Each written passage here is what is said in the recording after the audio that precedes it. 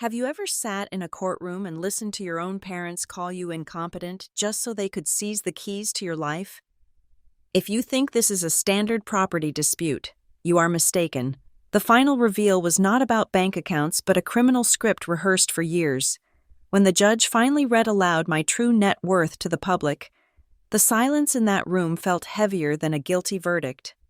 My name is Sienna Hartley, and I am 29 years old.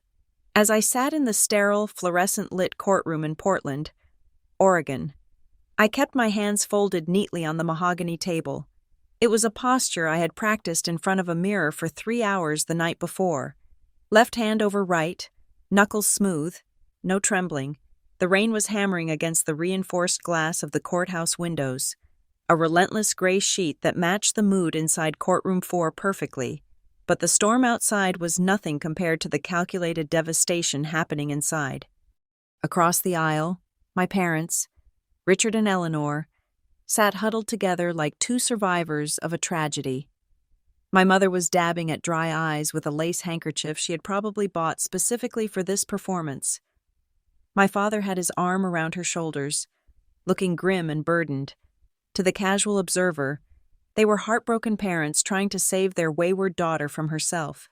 To me, they were sharks circling a boat that they had drilled holes in themselves. Their lawyer, a man named Mr. Sterling, who wore a suit that cost more than my first car, was currently standing in the center of the room, weaving a narrative that was as compelling as it was entirely fictional. "Your Honor, we are not here out of malice," Sterling said, his voice dripping with practiced concern. "We are here out of necessity. Miss Hartley has demonstrated a repeated pattern of financial impulsivity and a complete lack of capacity to manage the significant assets that have recently come into her possession. We are talking about erratic spending, undocumented withdrawals, and a lifestyle that is simply unsustainable for a young woman of her background. We are asking the court to grant temporary conservatorship to her parents, simply to ensure that the family legacy is not squandered in a manic episode." I felt the eyes of the room on me, the court reporter, the bailiff, the few bored spectators. They were all looking at the girl in the charcoal blazer and judging her. They saw what Sterling wanted them to see, a spoiled child, a girl who had been given too much too soon and was crashing the car. I did not look at them. I kept my eyes fixed on the man who actually mattered, Judge Nathaniel Klein. Judge Klein was a legend in the Multnomah County Circuit, but not for reasons that lawyers liked. He was a man who famously detested drama. He had zero patience for emotional appeals, and even less for hyperbole. He sat on the bench like a stone gargoyle, his face unreadable behind thick-rimmed glasses, flipping through the initial case file with a rhythmic, dismissive snap of the pages. He had not looked up once during Sterling's opening monologue. My parents had brought props. On their table sat a thick stack of documents, binders, and photographs. It looked impressive. It looked like the homework of people who cared. They had bank statements highlighted in neon yellow. They had affidavits from distant relatives. They had a timeline of my alleged destruction. They looked at that pile of paper like it was a shield. But I knew what it really was. It was a weapon. They were not here to protect me from the world. They were here to use the seal of the state of Oregon to strip me of my autonomy. They wanted to legally delete me as a person so they could access the user account of my inheritance. I felt a nudge at my elbow. It was Avery Lott, my attorney. Avery was the polar opposite of Mr. Sterling. Where Sterling was loud and expansive, Avery was compact and silent. She did not perform. She did not pace. She sat perfectly still, her blonde hair pulled back in a severe bun, her eyes scanning a single sheet of paper in front of her. She was not cheap, but she was the best investment I had ever made. "Don't react," Avery whispered, her lips barely moving. "Let him dig the hole."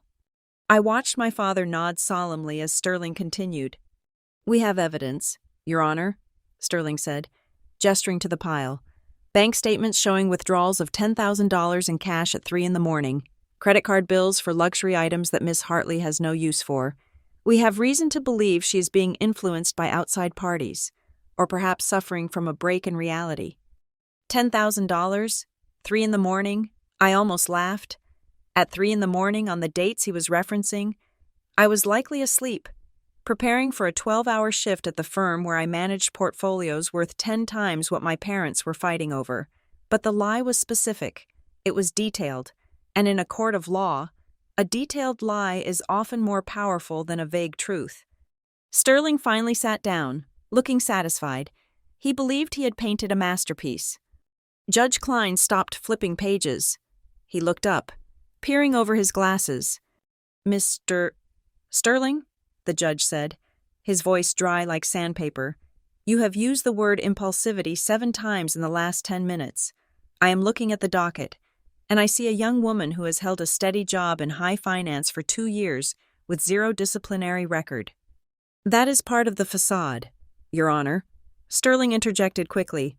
"High-functioning instability is still instability." Klein grunted. It was a non-committal sound. He turned his gaze to my table. "Ms. Lott, do you have a response to this request for emergency conservatorship?" Avery stood up. She did not walk to the center of the room. She stood right where she was, respectful but firm. "We do, Your Honor," Avery said. Her voice was cool, clear water. "We believe the plaintiff's request is not only baseless, but predicated on a fundamental misrepresentation of facts. We are not asking for a dismissal based on emotion. We are asking for a dismissal based on arithmetic." Avery picked up a heavy black binder from the floor. She did not wave it around. She held it with 2 hands. "We request permission to submit a capacity verification dossier," Avery continued. "Included in this binder are notarized affidavits from Ms. Hartley's employers, a forensic accounting of her personal expenditures for the last 5 years, and a psychiatric evaluation conducted by a court-approved specialist 3 days ago. The results indicate that Ms. Hartley is not only competent, but possesses a financial literacy that likely exceeds everyone else in this room." My mother let out a small, audible gasp. A nice touch. She was trying to sell the idea that my competency was a shock to her, a tragic denial of my sickness.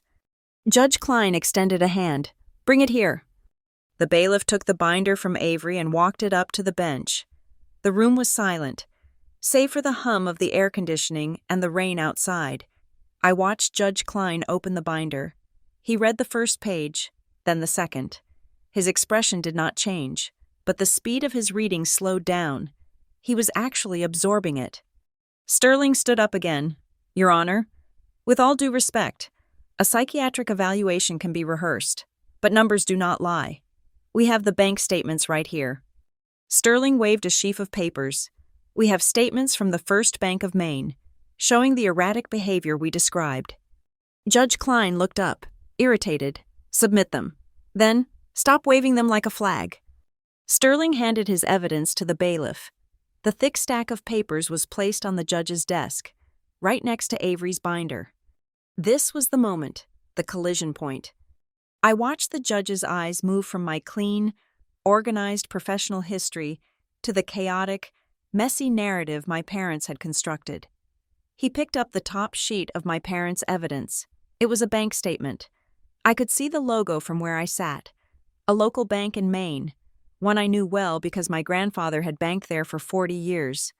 Judge Klein squinted. He pulled the paper closer. Then, he did something unexpected. He reached for a magnifying glass that sat on the corner of his desk. It was an old-fashioned thing, heavy brass, likely more for show than use, but he was using it now. He hovered the glass over the date line of the bank statement. Then he moved it down to the transaction list. The silence in the room changed. It went from the bored silence of procedure to the tense silence of a predator spotting movement. My father shifted in his seat. He unbuttoned his suit jacket. It was a small movement, but I saw it. He was nervous. He expected the judge to glance and nod, not to inspect. Judge Klein lowered the magnifying glass. He looked at the paper, then at the binder Avery had submitted, then back at the paper. His jaw tightened. The boredom was gone. In its place was a sharp, cold focus. He looked at Sterling. "Mr. Sterling, who provided these statements to you?" Sterling blinked. confused by the shift in tone. My clients, Your Honor, Mr. and Mrs. Hartley, they are the custodians of the family records. The judge turned his head slowly to look at my parents. My mother had stopped dabbing her eyes. She was gripping her purse so hard her knuckles were white.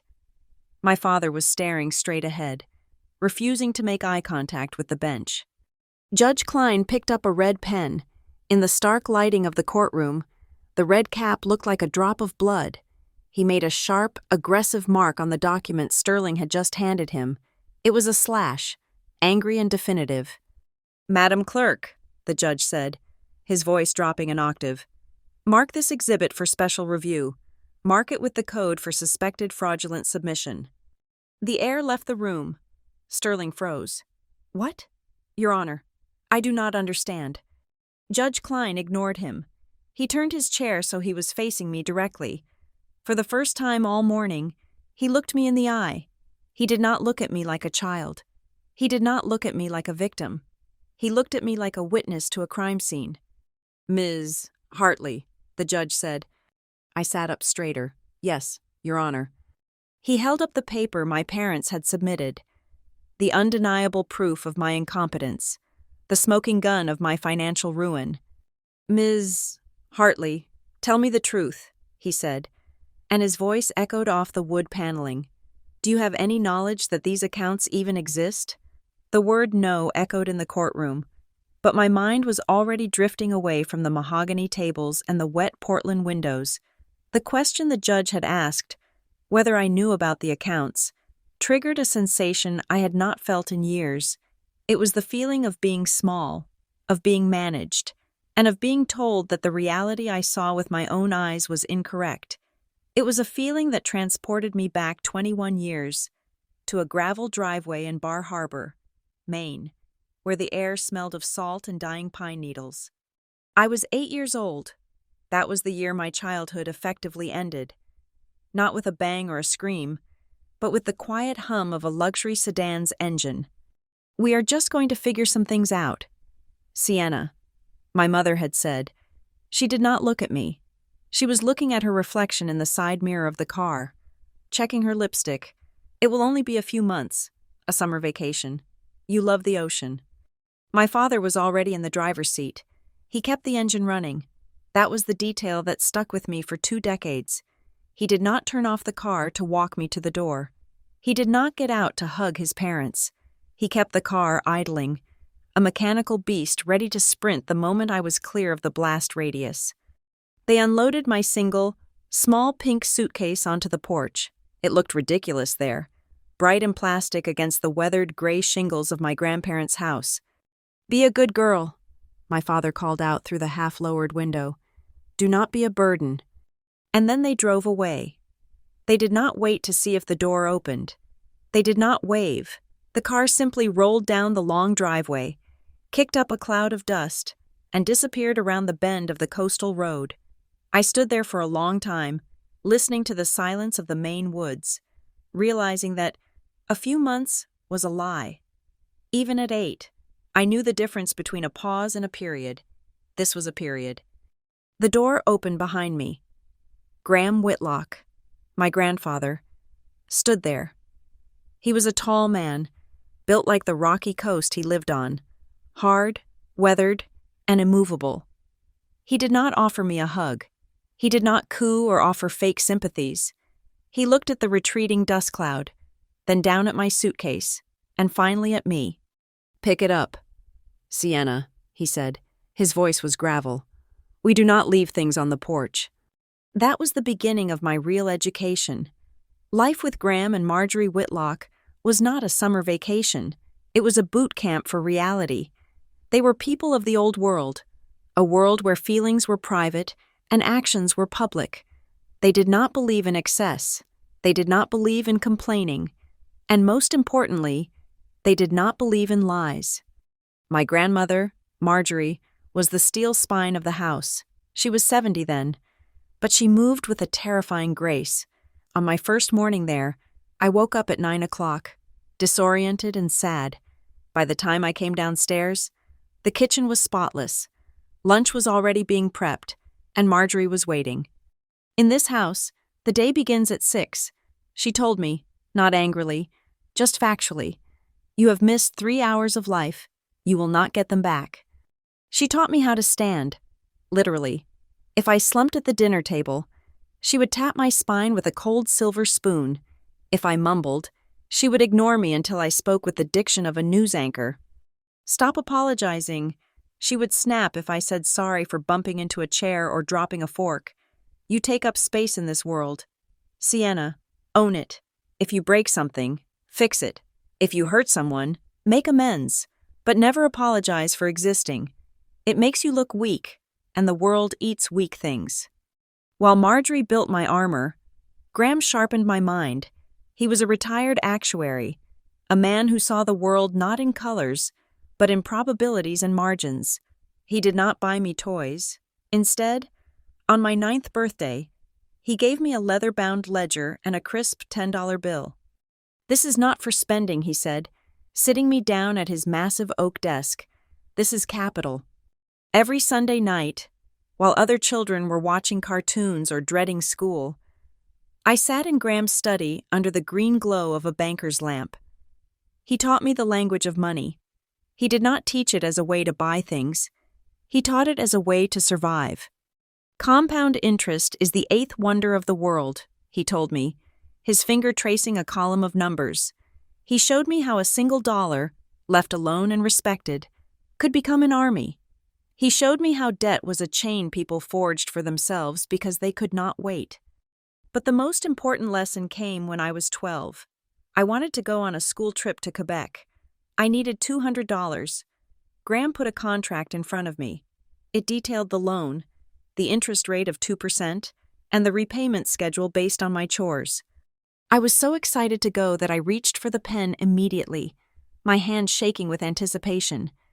Graham's hand shot out and covered the paper. "Stop," he commanded. The sharpness of his voice froze me. "Look at your hand." "Sienna," he said. I looked. It was trembling. "Never sign anything when your pulse is racing," he said. "Not when you are happy, not when you are sad, and certainly not when you are desperate. Emotion is the enemy of the deal. You wait until your hand is steady. If they will not wait for you to calm down, it is because they are trying to cheat you." I waited 5 minutes until my breathing slowed. Then I read the fine print. I signed. I paid him back 4 months later, exactly on schedule. He framed the canceled check and hung it in the garage. My parents, Richard and Eleanor, existed in this world like glitches in the Matrix. They would appear randomly, perhaps twice a year. They treated these visits like press conferences. They would sweep into the driveway in a new car. Always a new car. Leased, I later learned, smelling of expensive duty-free perfume and desperation. They brought gifts that made no sense. A designer handbag for a 10-year-old who spent her days digging potatoes in the garden. A video game console for a house that did not have a modern television. "Oh, look how tall you are," my mother would shriek. Pulling me into a hug that felt more like a wrestling hold, she would pose with me, instructing my father to take photos. "Smile. Sienna, look happy. We missed you so much." They would stay for 3 hours, maybe 4. They would eat Marjorie's roast beef, drink Graham's scotch, and talk loudly about their new ventures. It was always a new venture, a real estate flip in Florida, a tech startup in San Jose, a guaranteed investment in copper mines. Graham would sit at the head of the table, cutting his meat with surgical precision, saying nothing. He knew. Even then, I could see that he knew. I started noticing the discrepancies when I was 14. My parents would tell a story about why they missed Christmas, a snowstorm in Aspen, a canceled flight from London, but I would remember a phone call where they said they were in Key West. One afternoon, during a summer visit, my father sat on the porch and told me, "We are going to take you back with us next year. Kiddo, we are just finishing up the house in the Hamptons. It is going to be a castle. You will have a pony." I looked at him. I knew there was no house. I knew there was no pony. But he believed it. Or he needed me to believe it so he could believe it for 5 minutes. That night, after they left in a cloud of exhaust and broken promises, I took out a notebook. It was a simple composition book with a black and white marbled cover. I wrote down the date, August 12th, 2008. I wrote down the promise, taking me back next year, house in Hamptons. I wrote down the reality. They asked Grandpa for $5,000 before they left. Grandpa said no. This became my ritual. I documented everything, every phone call, every letter, every extravagant promise. I realized early on that my parents treated the past like a rough draft, something they could edit, delete, or rewrite to suit their current mood. If I wanted to remain sane, if I wanted to trust my own mind, I needed an external hard drive. I needed proof. By the time I was 16, I had 5 notebooks filled with the contradictions of Richard and Eleanor Hartley. I knew their lies better than they did. I knew that they lied about money, they lied about time, and they lied about love. They loved the idea of having a daughter, but they resented the maintenance of one. The final lesson from that era, the one that was currently ringing in my ears as I sat in the Portland courtroom, came a week before I left for college. I was sitting on the porch with Graham. The ocean was gray and choppy. I was anxious about leaving the safety of the fortress they had built for me. I was worried about the world outside, about the parents who were threatening to re-enter my life now that I was legally an adult. "Grandpa," I said, "why do they do it? Why do they lie about things that are so easy to check?" Graham took a sip of his iced tea. He looked at me with those steel gray eyes, the only soft thing in his entire demeanor reserved for me. "Because it works. Sienna," he said, "most people doubt themselves before they doubt their parents. It is a biological instinct to trust the people who made you." He leaned forward, resting his elbows on his knees. "Listen to me closely," he said. "The world is full of people who want what you have, your money, your time, your sanity. But the dangerous ones are not the ones who snatch your purse in an alley. The dangerous ones are the ones who smile and say they are doing it for your own good." He pointed a calloused finger at my chest. "People take from you fastest by telling you that you do not understand," he said. "They will use your youth against you. They will use your emotions against you. They will say the paperwork is too complex, the situation is too nuanced, and that you should just let them handle it." He paused, letting the salt air fill the silence between us. "When they say you do not understand, that is when you must understand everything," he whispered. "That is when you read every line. That is when you check every decimal point, because that phrase is the thief's master key." I blinked, bringing myself back to the present. The courtroom came back into focus. The rain was still falling. My grandfather was gone now, buried in the hard Maine soil he loved, but his voice was clearer than the judge's.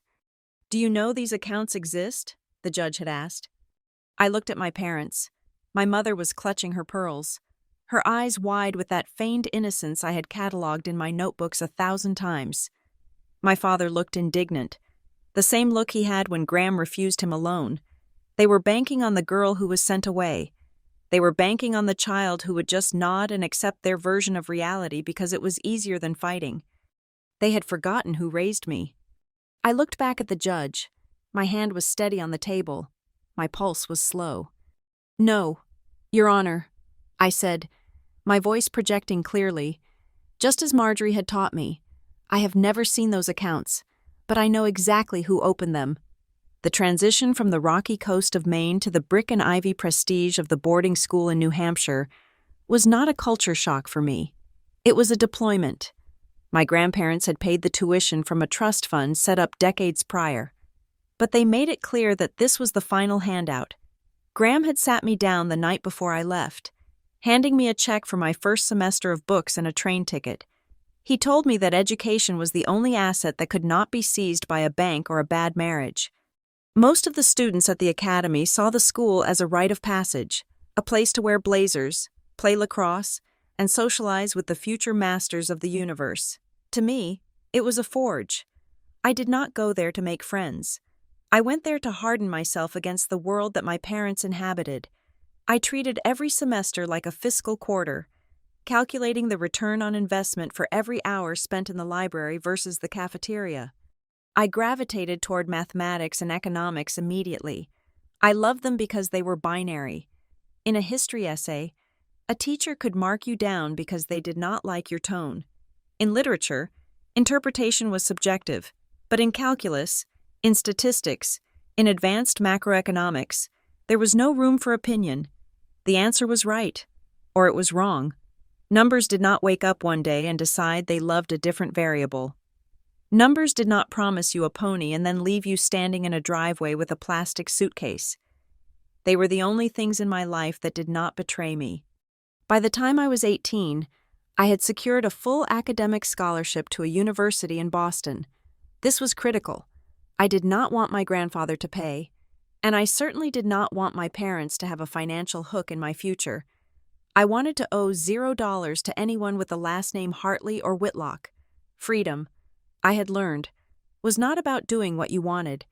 It was about not having to ask permission. Boston was cold, expensive, and exhilarating. I structured my life with the discipline of a monk. I attended lectures from 8 in the morning until 3 in the afternoon, from 4 until 10 at night.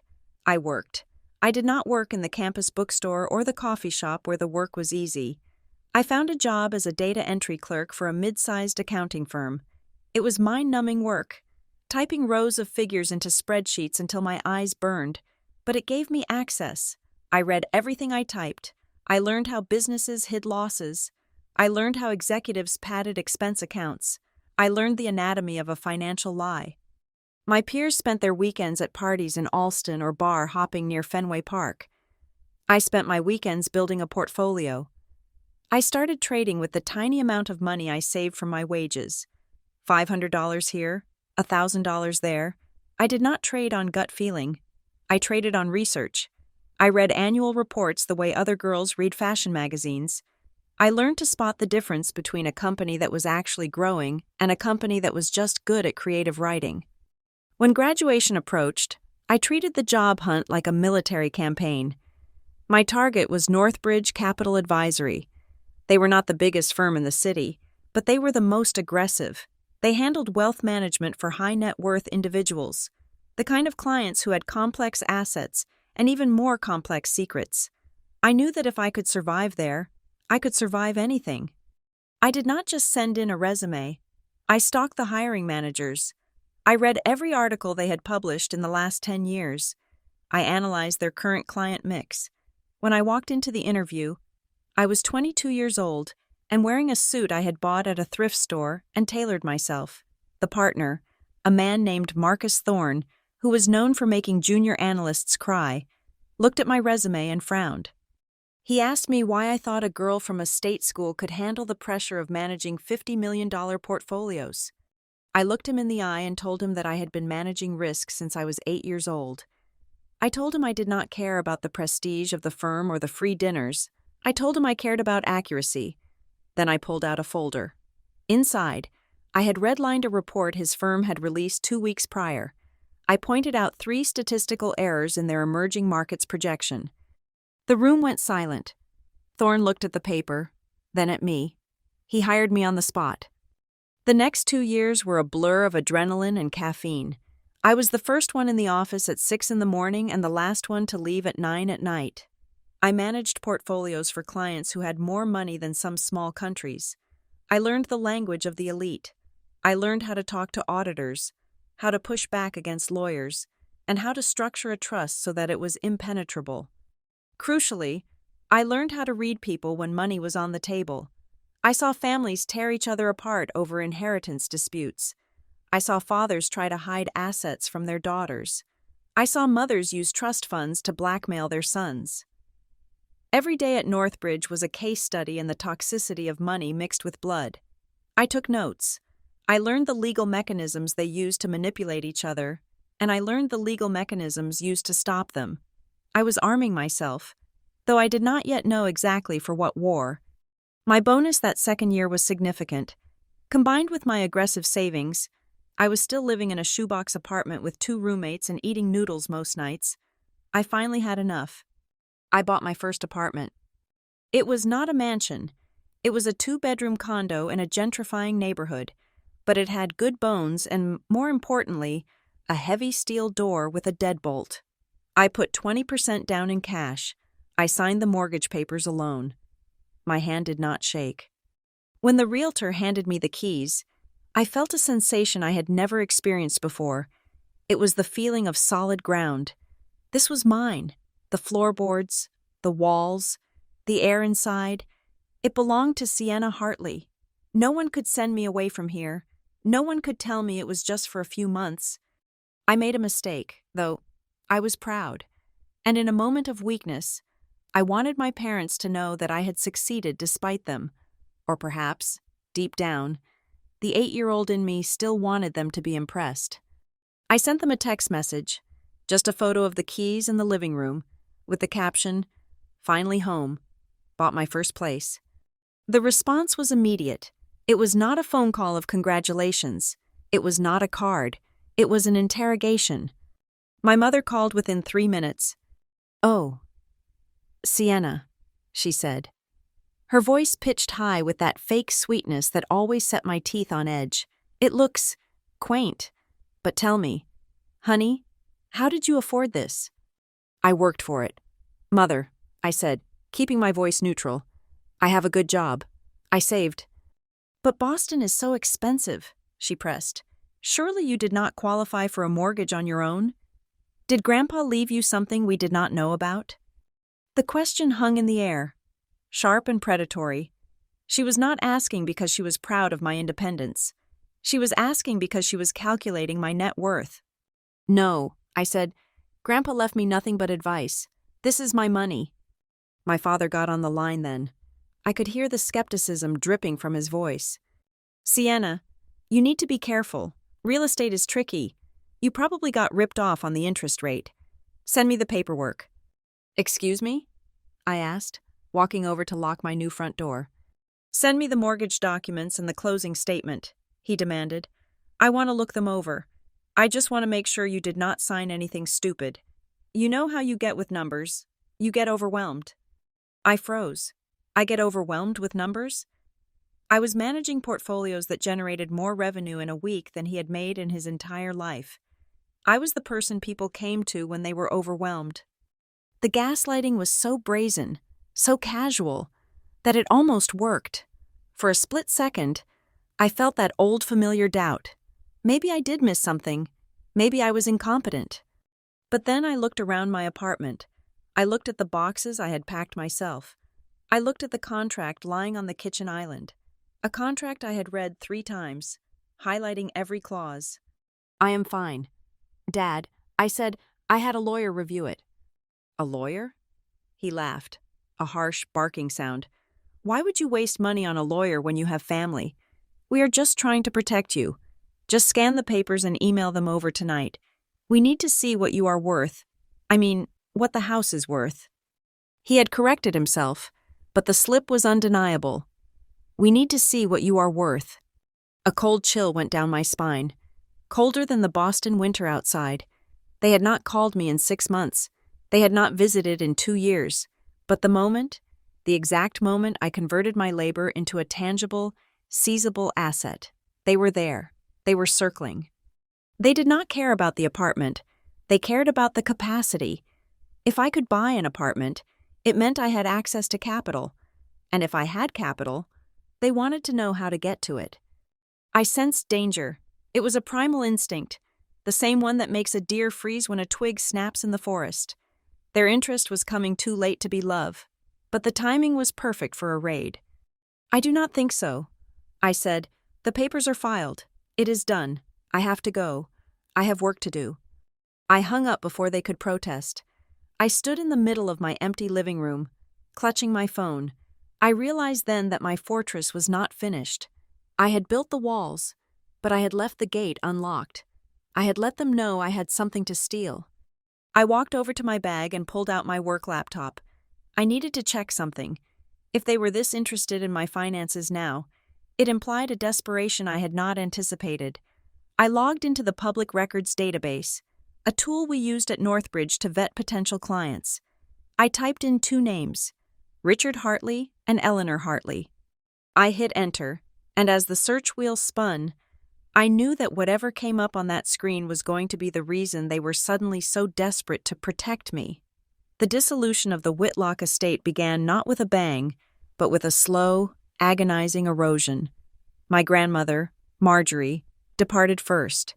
She simply did not wake up one Tuesday morning in late October.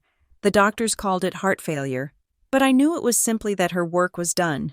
She had built the fortress, fortified the walls, and decided it was time to rest. My grandfather, Graham, followed her less than 11 months later. He was a man of logic, and without Marjorie, the equation of his daily existence no longer balanced. He declined rapidly, shedding weight and words until he too faded into the silence of the main soil. I buried them both in the family plot overlooking the Atlantic. I did not cry at the funerals. I stood straight, my spine aligned exactly as Marjorie had taught me, and stared at the gray horizon. My parents attended both services. They wore designer black, cried loudly enough to be heard by the back row, and spent the reception asking the guests about the current market value of coastal real estate. I watched them like a hawk watches field mice. I knew they were waiting.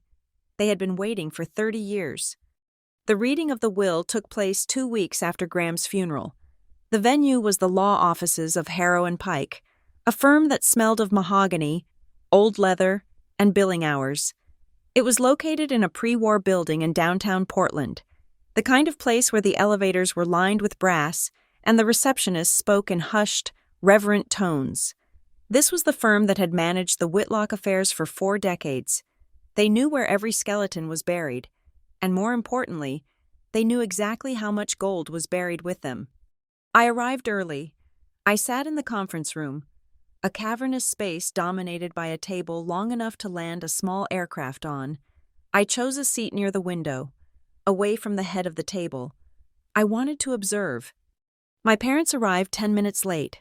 They burst into the room with a flurry of apologies that sounded rehearsed. My mother, Eleanor, was wearing a black dress that was tasteful but perhaps a size too tight, suggesting she was still trying to project youth. My father, Richard, wore a suit that looked expensive from a distance but cheap up close. He looked energized. There was a bounce in his step that was entirely inappropriate for a grieving son. They sat opposite me. "Hello, Sienna," my mother said, offering a sad, watery smile. "You look tired.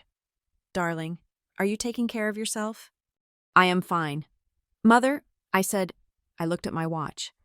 "We are just waiting for Mr. Keaton," my father said, drumming his fingers on the polished wood. He looked around the room, his eyes assessing the quality of the wainscoting. I bet old Graham left a mess of paperwork. He was always so particular. I will probably have to take a few months off work just to sort through the administrative tangle. He was already positioning himself as the administrator. He was already spending the time he thought he had bought with his inheritance. The heavy oak door opened, and Miles Keaton entered. Miles was a man who looked like he had been carved out of granite. He was in his 60s, with silver hair and eyes that were sharp, intelligent, and completely devoid of warmth. He did not smile. He did not offer condolences. He carried a thick file under his arm, and he placed it on the table with a deliberate thud. "Good morning," Miles said. His voice was a deep baritone that commanded immediate silence. "We are here to execute the last will and testament of Graham and Marjorie Whitlock." He sat at the head of the table and opened the file. He did not make small talk. He did not offer us water. He put on a pair of reading glasses and began. The first 10 minutes were standard legalese. He listed the executors, the revocation of previous wills, and the settlement of minor debts. My father nodded along, looking solemn and important.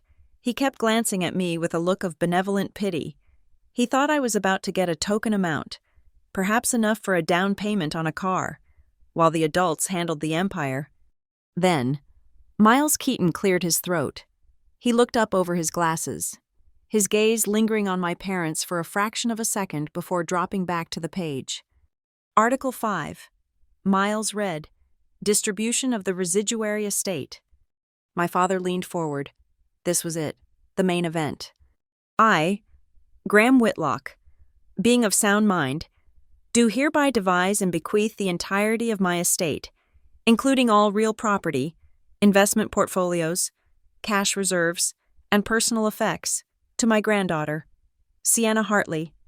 The room went absolutely still. It was a vacuum of sound. Miles continued reading, his voice unwavering. This bequest is made for her sole and absolute benefit. It is to be held in her name alone, free from the control, interference, or management of any other party. He stopped. He closed the folder. For 3 seconds, nobody moved. My father was frozen in his leaning posture, his mouth slightly open. My mother was blinking rapidly, as if her brain was trying to reboot and reject the data it had just received. Then, the explosion happened. "Excuse me?" my father said. His voice was high and cracked. He stood up, his chair scraping violently against the floor. "What did you just read?" "I read the will." "Richard," Miles said calmly. He did not flinch. "There must be a mistake," my mother stammered, clutching her handbag. "A draft. That must be an old draft. Graham was—" He was confused at the end. He was on medication. "Mr. Keaton looked at her with ice in his eyes. "Marjorie and Graham finalized this document 3 years ago. Eleanor, long before any decline in health, they were examined by 2 independent psychiatrists on the day of the signing to verify their capacity. I was present. It is not a mistake." My father's face turned a shade of red I had never seen before. It was the color of a man who sees his winning lottery ticket turn into ash.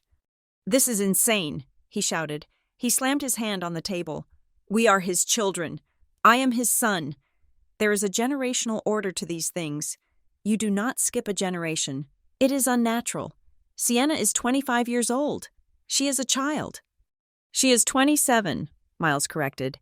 "And according to Graham, she is the only one in this family who understands the value of $1. My father turned to me. His eyes were wild. He looked at me not as his daughter, but as a thief who had broken into his house. "Sienna," he said, his voice trembling with suppressed rage. "You knew about this? Did you coerce them? Did you whisper poison in their ears while we were away?" I remained seated. I kept my hands folded on the table. I remembered Graham's lesson: never negotiate when emotions are high. "I did not know, Dad," I said quietly, "but Grandpa taught me everything I know about finance. Perhaps he thought that was inheritance enough for you." "You ungrateful little—" my mother started, but she cut herself off. She took a deep breath, visibly trying to wrestle her mask back into place. She turned to Miles Keaton. "Look, Miles, obviously this is a shock. We are grieving. Emotions are running high. But surely there is a provision for family oversight. Sienna is a bright girl. But this is— How much are we talking about?" "It does not matter how much it is," Miles said. "It is not yours." My father began to pace the room. He ran his hand through his hair. "This is not right.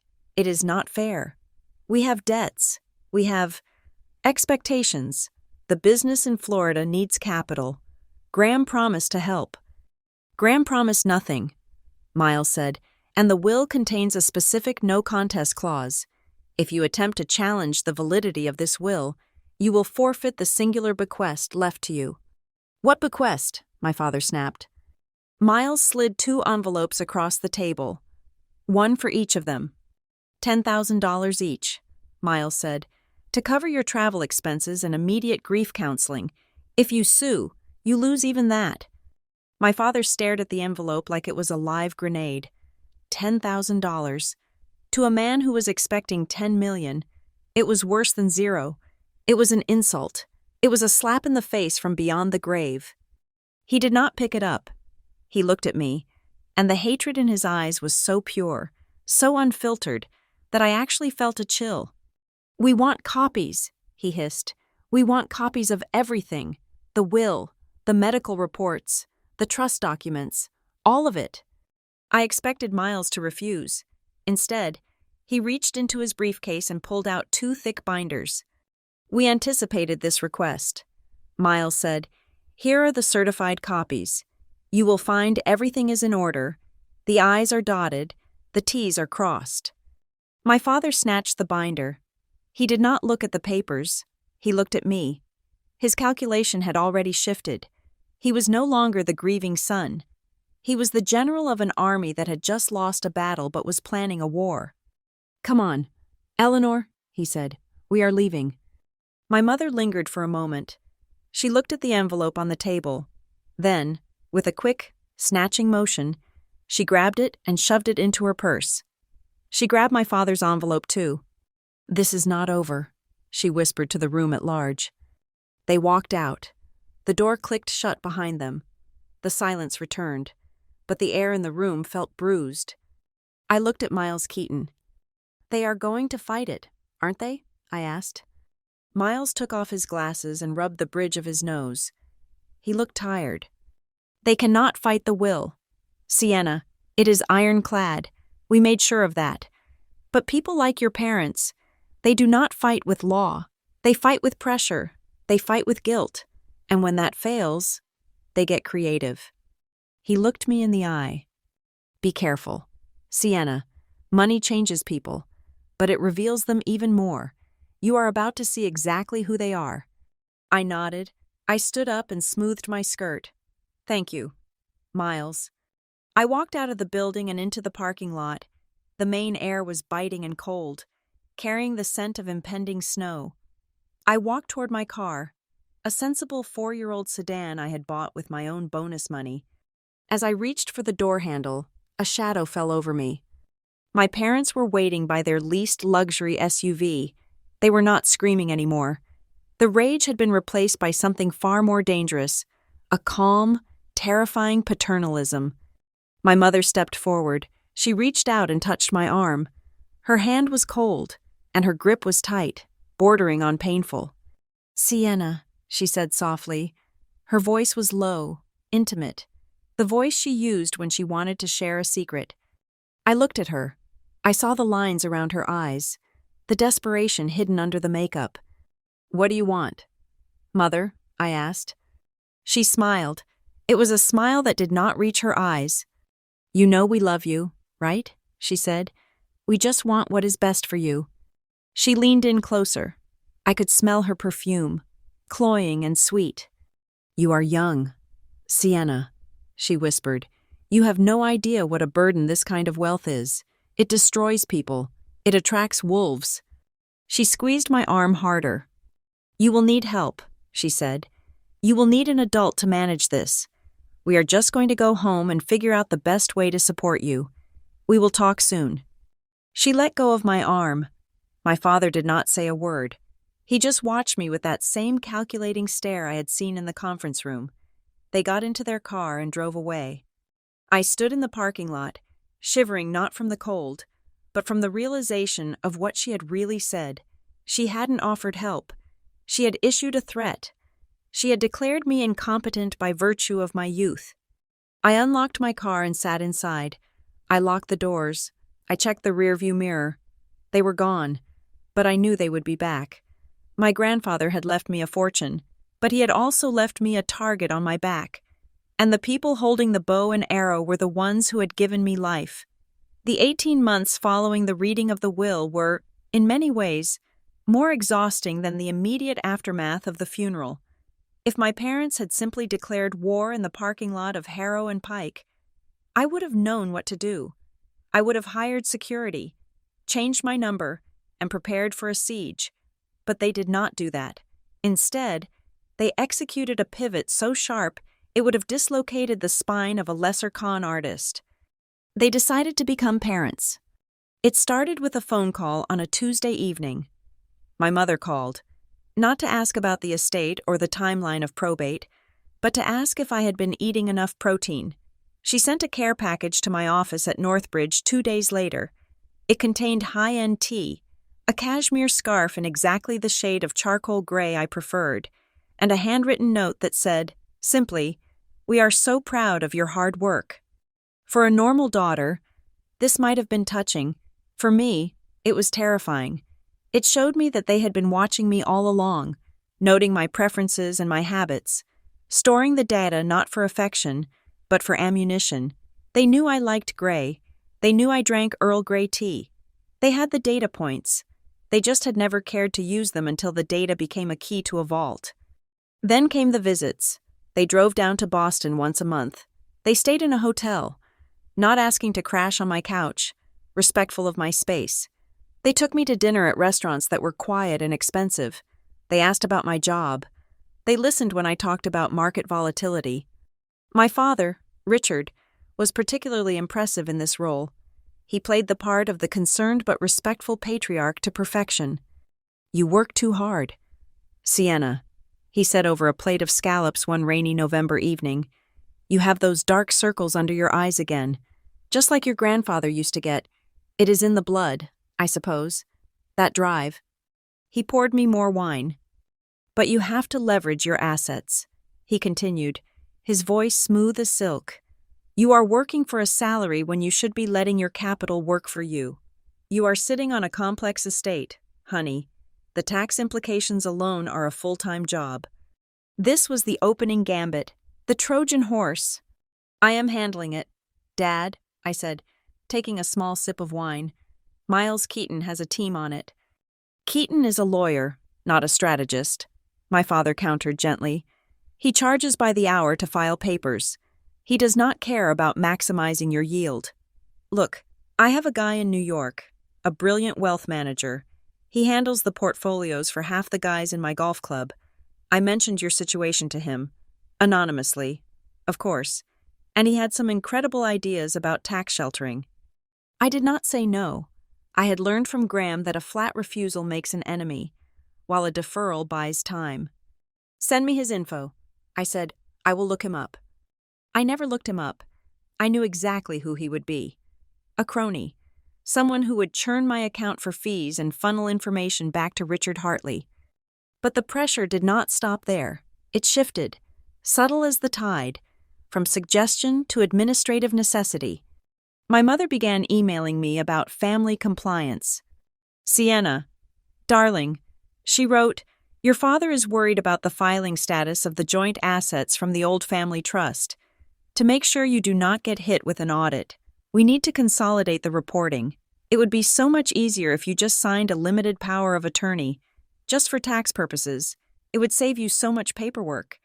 You are so busy with your career. Why clutter your mind with IRS forms?"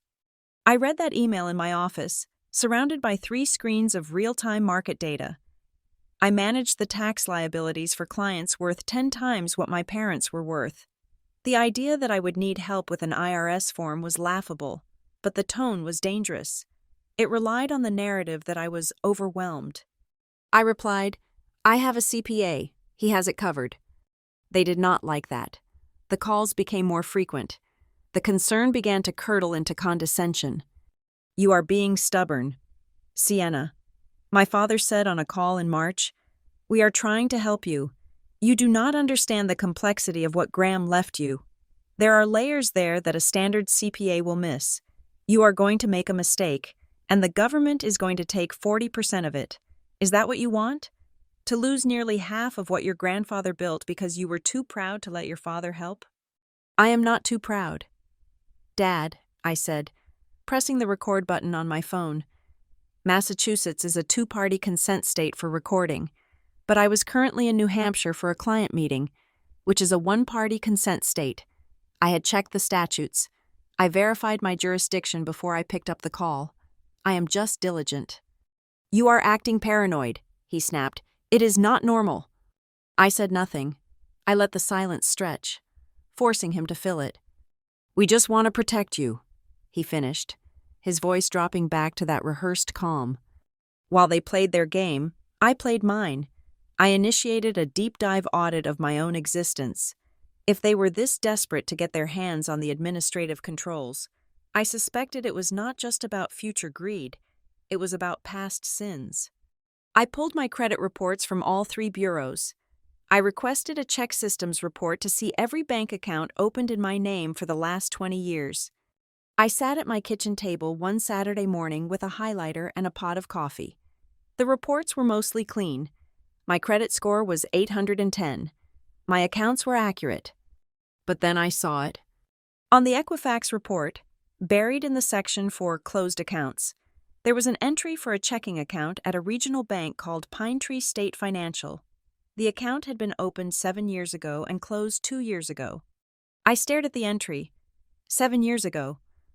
I was a junior in college in Boston. Pine Tree State Financial was a small bank with branches only in rural Maine. I had never set foot in a branch.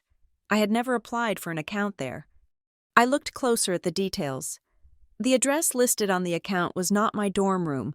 It was a post office box in Bar Harbor, a box that my parents used for their business correspondence.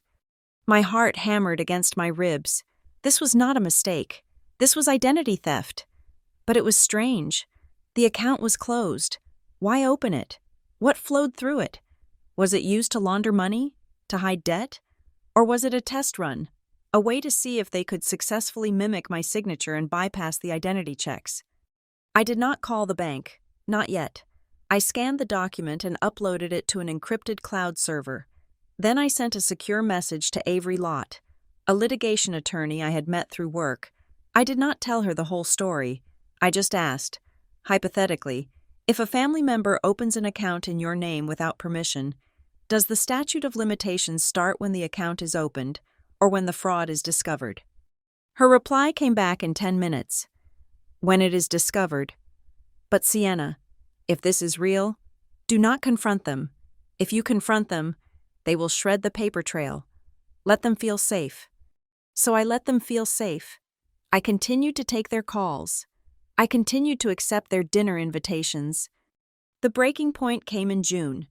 I had just returned to my apartment after a grueling 12-hour day. I was wearing sweatpants, my hair was in a messy bun, and I was holding a container of takeout sushi. I walked into the lobby of my building. Sitting on the leather bench near the elevators were Richard and Eleanor Hartley. They were not supposed to be there. My building had a doorman. "Mom? Dad?" I asked, stopping in my tracks. "Surprise," my mother chirped, standing up. "We were just in the neighborhood. We had a meeting with a developer in Cambridge and thought we would take a chance to catch you."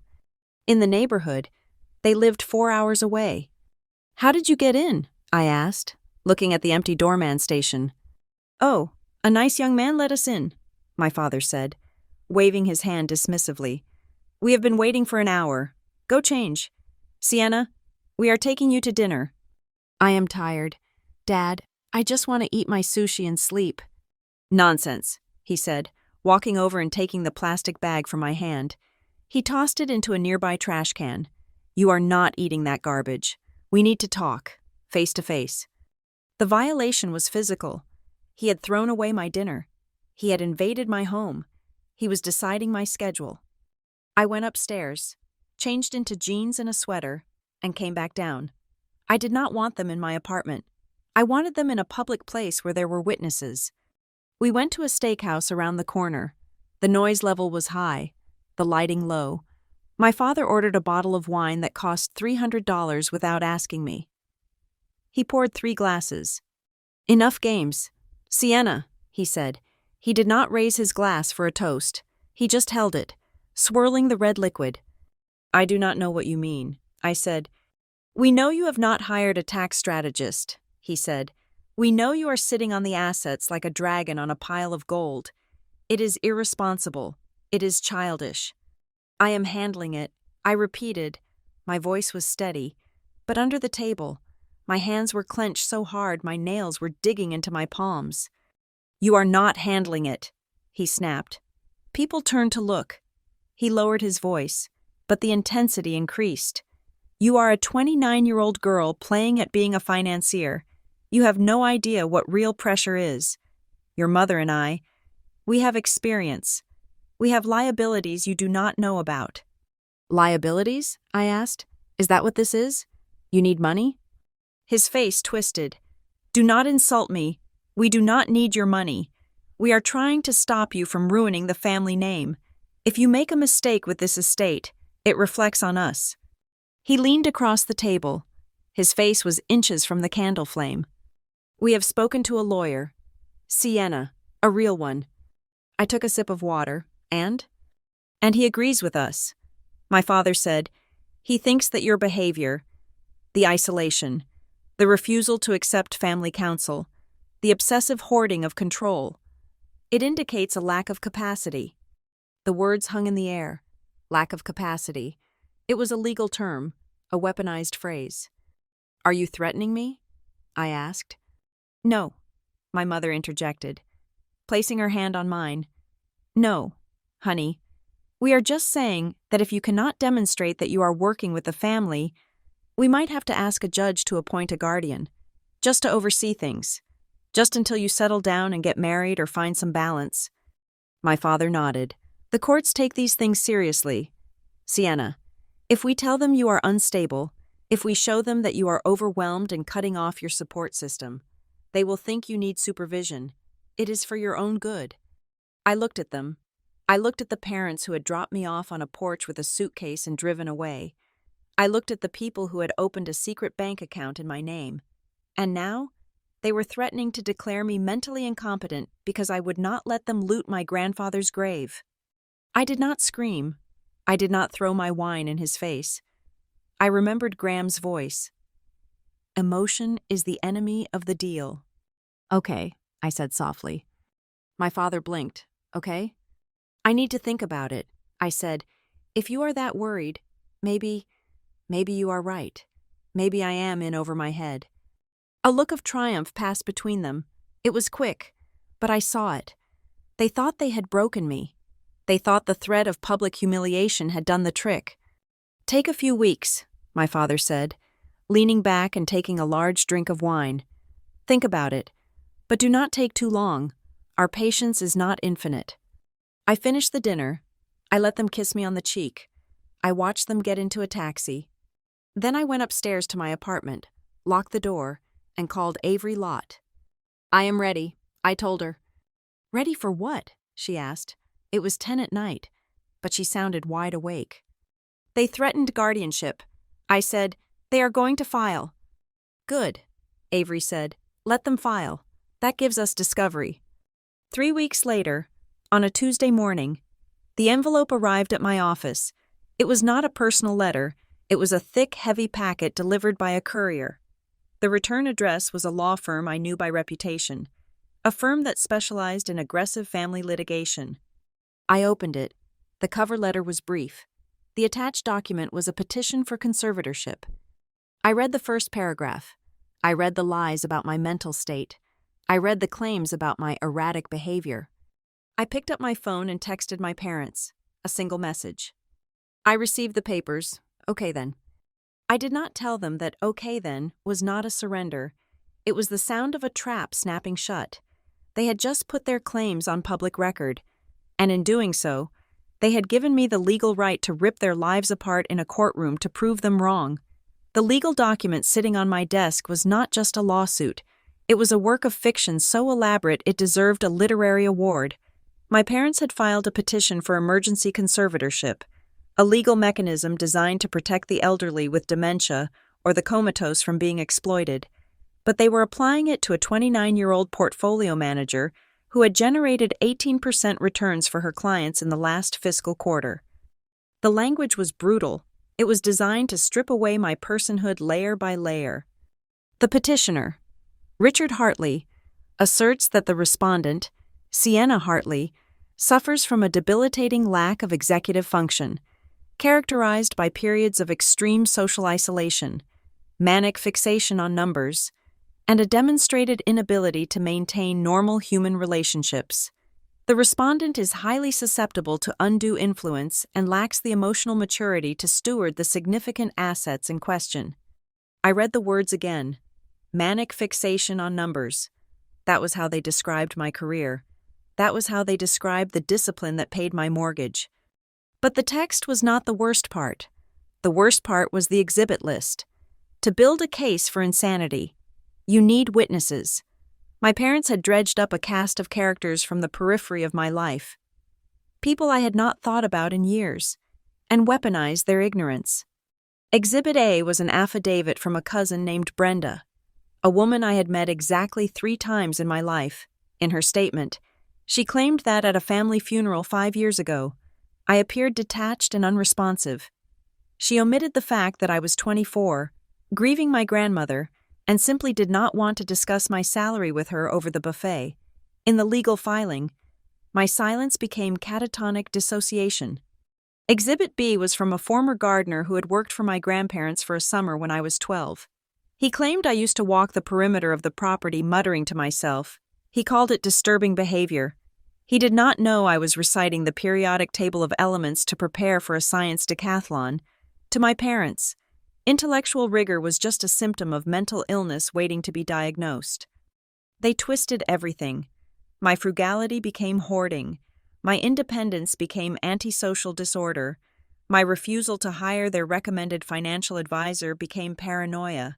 They took the very traits that Graham and Marjorie had cultivated in me: silence, observation, caution, and repainted them as defects. My phone rang. It was Miles Keaton. "Sienna," he said.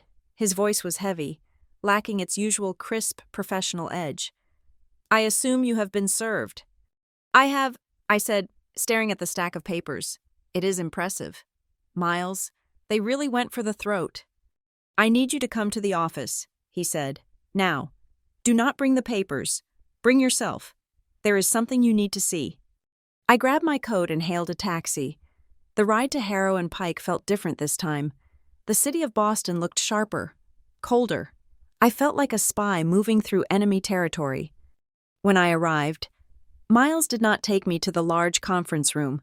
He took me to his private office, a room lined with books that smelled of dust and old decisions. Sitting on his desk was a thick, leather-bound box. It was not a standard legal file. It looked like something you would keep old photographs in. "Your grandparents were not naive." "Sienna," Miles said, walking over to the window. "They knew your parents better than you do. They knew that cutting Richard and Eleanor out of the will would not be the end of it. They knew that eventually, your parents would try to attack your capacity." He pointed to the box. "Graham called this the Doomsday Protocol," Miles said. I approached the desk. I opened the box. Inside, there was no money. There were papers, hundreds of them. I pulled out the top file. It was a psychiatric evaluation from when I was 10 years old. I remembered that day. My mother had told me it was a special school test. It wasn't. It was a full clinical assessment. I read the conclusion. The subject, Sienna Hartley, displays advanced cognitive abilities and high emotional stability. There is no evidence of the behavioral disorders suggested by the parents. My parents had tried to diagnose me 20 years ago. They had tried to label me as broken so they could control me then, and Graham had saved the receipts. I dug deeper. There were notarized letters from every principal of every school I had ever attended, attesting to my sanity and leadership. There were affidavits from my college professors. There were copies of my performance reviews from Northbridge, certified by HR. But the most important document was at the bottom. It was a blue envelope with my name written in Graham's handwriting. The ink was slightly faded. I opened it. "My dearest Sienna, if you are reading this, it means they have done what I feared. They have dragged you into a room where they think they can out-talk you. They will try to make you look small. They will try to make you look weak. Do not let them. I have spent the last decade compiling this file because I knew that one day, your competence would be your only defense. But listen to me, Sienna. A shield is not enough. If you only block their blows, they will keep swinging until you are tired. If you have to go to court, do not just defend yourself. Attack. Flip the table. Make them regret the day they signed their names to that lie. Love, Grandpa." I put the letter down. My hands were trembling, not from fear, but from a sudden, white-hot clarity. I was not alone. I had never been alone. Graham had been fighting this battle for me before I even knew there was a war. I looked up at Miles. He was watching me closely. "What do you want to do?" he asked. "I want to hire Avery Lott," I said. Miles smiled. A small, grim smile. "I thought you might say that. I have already sent her the files. She is waiting in conference room B." I walked down the hall to meet Avery. I had worked with her on a few commercial disputes, but I had never needed her for something personal. Avery was a shark in a silk blouse. She was known in Boston for two things: her encyclopedic knowledge of civil procedure, and her absolute lack of empathy for the opposition. She was reading the petition my parents had filed when I walked in. She did not look up immediately. She finished the page, turned it over, and then looked at me. "This is garbage," she said. "I know," I replied, sitting down. "No, I mean legally. It is garbage," Avery clarified. "It relies on hearsay and character assassination, but procedurally, it is dangerous. They have requested an ex parte hearing to freeze your assets pending the trial. They want to cut off your access to money so you cannot hire a lawyer." "Can they do that?" I asked. "If the judge believes you are in immediate danger to your own estate." "Yes," she said, "but they made a mistake. They attached financial exhibits." She tapped the paper. "They claim you are hemorrhaging money. They claim you are spending recklessly. That gives us the right to demand the context of those claims." Avery stood up and walked to the whiteboard. She uncapped a black marker. "Rule number 1 of this engagement. Sienna," she said, writing the word emotion on the board and then drawing a red line through it. "We do not cry. We do not plead. We do not tell the judge how much it hurts that your mommy and daddy are doing this. The judge does not care. The judge deals in facts." She wrote the word evidence next to it. "We are going to pivot," Avery said. "We are not going to argue that you are sane. We are going to argue that they are liars. There is a difference. Proving sanity is defensive. Proving perjury is offensive." She turned to me. "I need full access. Sienna, I need your bank records. I need your emails. But more importantly, I need to know everything about them. If they want to examine your life under a microscope, we are going to burn their house down with a magnifying glass." I thought about the secret bank account I had found on my credit report, the one in Maine, the one I had not told anyone about yet. "I think I have a place to start," I said. I told her about the Pine Tree State Financial account. I told her about the post office box. Avery's eyes narrowed. "You are telling me they opened an account in your name, used it for 5 years, and then closed it?" she asked. "Yes," I said. Avery capped the marker. She sat down slowly. "Sienna," she said, her voice dropping to a whisper, "in a conservatorship case, the petitioner, your parents, must come to the court with clean hands. That is a legal doctrine. You cannot ask the court for equity if you have acted unethically regarding the subject matter. If they committed identity theft," she continued, a predatory gleam entering her eyes, "then this is not just a family dispute. This is fraud. And if we can prove they used your identity to move money, then we do not just win the case, we end them." She pulled a notepad toward her. "We are going to enter the discovery phase," Avery said. "We are going to request every piece of paper they have touched in the last 10 years. We are going to subpoena their bank records to see where their money comes from. We are going to depose those witnesses they dug up." She looked at me. "Are you ready for this? It is going to get ugly. They will drag your name through the mud. They will leak this to your employer. They will try to get you fired." I touched the pocket where I had put Graham's letter. "Let them try," I said. "They think I am the 8-year-old girl they left on a porch. They forgot that I was raised by the man who taught them how to be afraid of the dark." Avery nodded. She picked up her phone. "Then let's go to war." The next morning, Avery filed our response. It was not a denial. It was a counter-petition for discovery regarding fraudulent conveyance and identity theft. We did not just say no, we said, "Show us the money." My parents thought they were starting a medical inquiry into my mind. They did not realize they had just invited a forensic audit into their crimes. The trap was set. Now, all we had to do was wait for them to walk into the courtroom and lie under oath. The conference room at Avery Lott's firm was known as the Bunker.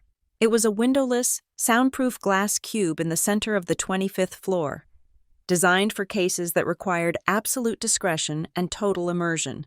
For the last 48 hours, it had smelled of stale coffee and printer toner.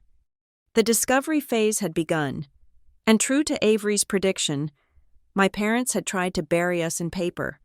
They had sent over 3 bankers' boxes of financial records intended to support their claim that I was fiscally irresponsible. Their narrative was simple. Sienna Hartley spends money she does not have on things she does not need. Ergo, she needs a guardian. Avery was standing by the whiteboard, her sleeves rolled up. I was sitting at the table, surrounded by stacks of credit card statements. "This makes no sense," I said, picking up a statement from a credit card company called Sapphire Trust. "What is it?" Avery asked, not looking up from her laptop. "I am looking at a transaction from 3 years ago." I said, "It is for a jet ski. $4,000. Purchased at a marine dealership in Bangor, Maine." Avery turned around. "Do you own a jet ski, Sienna?" "I do not even swim," I said, and more importantly, on the date of this purchase, July 14th, 2020, I was in London. I was on a secondment for Northbridge, auditing a client's European holdings. I pulled up my calendar on my laptop. I spun the screen around. "Look," I said, "I have the flight receipt. I have the hotel invoice from the Savoy. I have the Uber receipts from Heathrow. Unless I learned how to teleport. I did not buy a personal watercraft in Maine while I was sitting in a boardroom in the UK. Avery walked over and took the statement. She held it up to the light. "This is Exhibit C in their filing," she said, her voice low. "They submitted this to the court as proof of your reckless spending. They are claiming you bought this." She grabbed a magnifying glass, a real one this time, not a prop, and hovered over the payment section. "Look at the payment source," she commanded. I squinted. The bill was paid via a wire transfer from an account at Coastal Heritage Bank. "I have never heard of Coastal Heritage Bank," I whispered. Avery started pulling files from the second box. She moved with the frantic energy of a hunter who has just found a blood trail. "Here," she said, slapping a file onto the table. "And here, and here." She laid out 5 different credit card applications. They were all in my name, Sienna Marie Hartley. They all listed my social security number, but when I looked at the applicant address field, my blood turned to ice. They did not list my apartment in Boston. They listed Post Office Box 492, Bar Harbor, Maine. "That is their box," I said, "the one they use for the business." Avery picked up one of the applications. It was for a high-limit platinum card. She pointed to the bottom of the page. "Look at the signature. Sienna." I looked at the scrawl in blue ink. It said Sienna Hartley. At first glance, it looked like mine. The slant was right. The capital S was prominent. But then I looked closer, applying the same forensic eye I used to spot discrepancies in corporate ledgers. The pressure points were wrong. When I signed my name, I lift the pen between the first and last name. This signature was continuous, a single fluid line, as if the person practicing it had focused on the shape but not the rhythm. And there was a tremor, a tiny microscopic shake at the tail of the Y, the kind that happens when a hand is moving slower than it should, trying too hard to be precise. "That is not me," I said. "That is my mother. She has a tremor in her right hand. She has had it since her 40s. She tries to hide it, but if she writes slowly, it shows." Avery grabbed a red marker. She circled the signature. "This is not just reckless spending," she said. "This is grand larceny. This is identity theft. They opened these accounts, ran up bills buying toys for themselves, and now they are submitting the bills to court saying you did it to prove you are crazy?" She laughed, a dry, incredulous sound. "They are not just arrogant, Sienna. They are stupid. They put the evidence of their own felony into the court record." We spent the next 6 hours building a timeline that would become the backbone of our defense. We called it the alibi chart. On the left side, we listed every major transaction my parents had submitted as proof of my incompetence. A diamond necklace bought in Portland, a down payment on a luxury SUV, a massive bill for a resort stay in Florida. On the right side, we listed my physical location at that exact moment, backed by irrefutable digital footprints. Diamond necklace purchased, Tuesday, November 10th, at 2 p.m.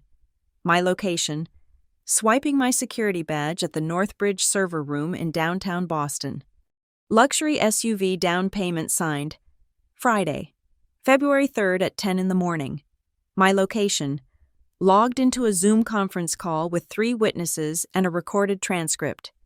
Florida Resort checkout. Monday, April 12th. My location. Sitting in a dentist's chair in Cambridge for a root canal, with time-stamped x-rays to prove it. The picture that emerged was terrifying. My parents had not just borrowed money, they had created a shadow Sienna for the last 5 years. While I was building my career and saving every penny, they had been living a parallel life using my credit rating. They wore my name like a costume. But the most chilling discovery came near midnight. Avery was going through a stack of loan documents, a line of credit taken out against a small plot of land my grandfather had left me in his original estate plan, years before he died. "Sienna, come look at this," Avery said. Her voice was different, less excited, more disturbed. I walked over. She was holding a power of attorney request form. It was dated 4 years ago. It had been rejected by the bank because of a missing witness signature, but the intent was clear. "Read the text," Avery said. I read the opening paragraph.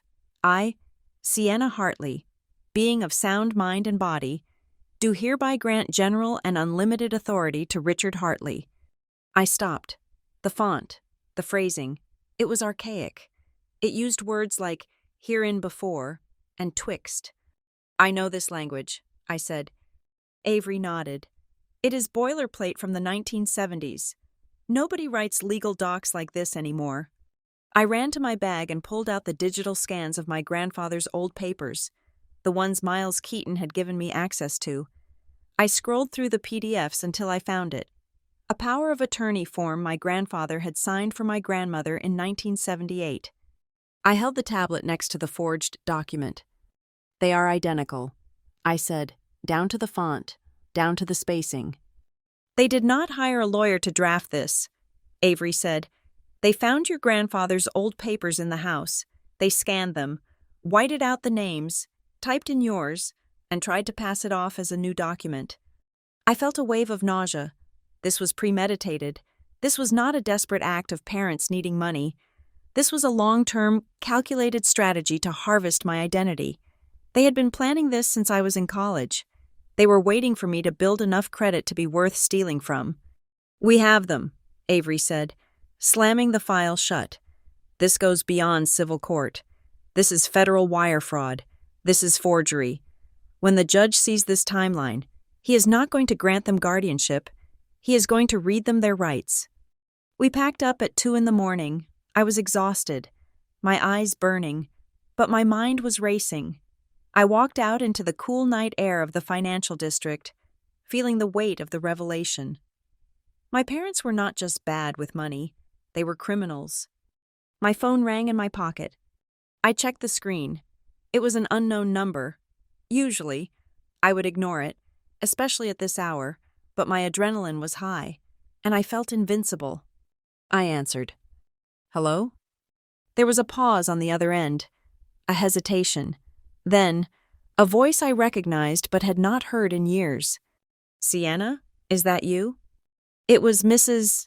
Gable. She was a woman who used to play bridge with my grandmother. She was kind, dotty, and harmless. She was also listed as witness number 4 on my parents' petition, supposedly testifying that she had seen me screaming at invisible people in the town square. "Mrs. Gable," I said, "it is late. Is everything okay?" I received a call from a lawyer today." She stammered. "A woman named Avery? Her office left a message saying they wanted to depose me about my affidavit." "Yes," I said. "We need to discuss your statement." "Mrs. Gable?" "My statement?" she asked, her voice trembling. "Sienna, I never gave a statement. Your father came by last week. He asked me to sign a birthday card for you. He said you were having a hard time in the city, and he wanted to surprise you with a card from all the old neighbors." My grip on the phone tightened. "He told you it was a birthday card?" I asked. "Yes," she said. He had a piece of paper folded over. He said, "Just sign here at the bottom. Gladys, we want to leave room for the others to write messages." I signed it. "But now?" Now this lawyer is talking about a court case? Sienna, I never said you were crazy. I always thought you were a lovely girl. Tears pricked my eyes, not of sadness, but of fury. They had tricked an 80-year-old woman. They had tricked my grandmother's friend into signing a legal condemnation of me by disguising it as an act of love. Mrs.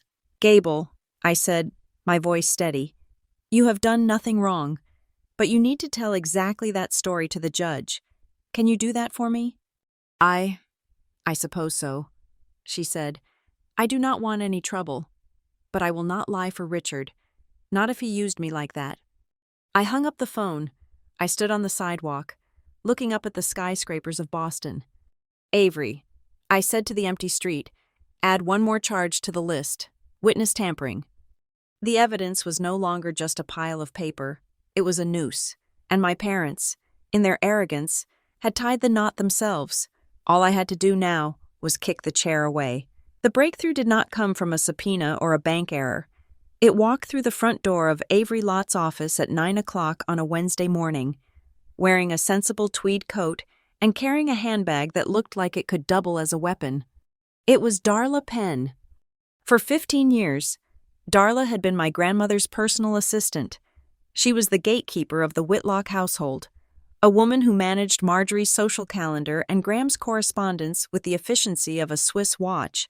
She was not warm, she was not cuddly, she was precise. When my grandparents died, she had handled the funeral arrangements and then quietly retired to a condo in Portland. I had not seen her since the burial. Sienna, she said, nodding at me as she sat down in the conference room, you look tired. You are not sleeping enough. Hello? Darla, I said. I was surprised she was here. We had not called her.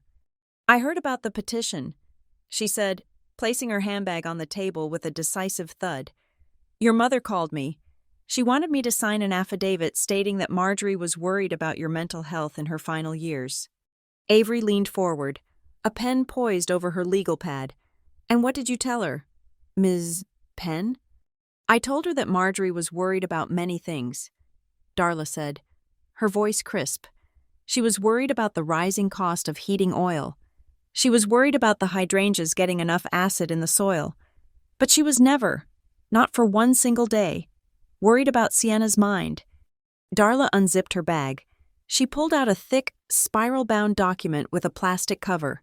It was not a legal filing. It looked like a corporate report. Your parents are relying on the fact that Graham and Marjorie are dead, Darla said. They think that because the house is empty, the secrets are gone. They forgot that I filed every piece of paper in that study for a decade and a half. She slid the report across the polished table toward me.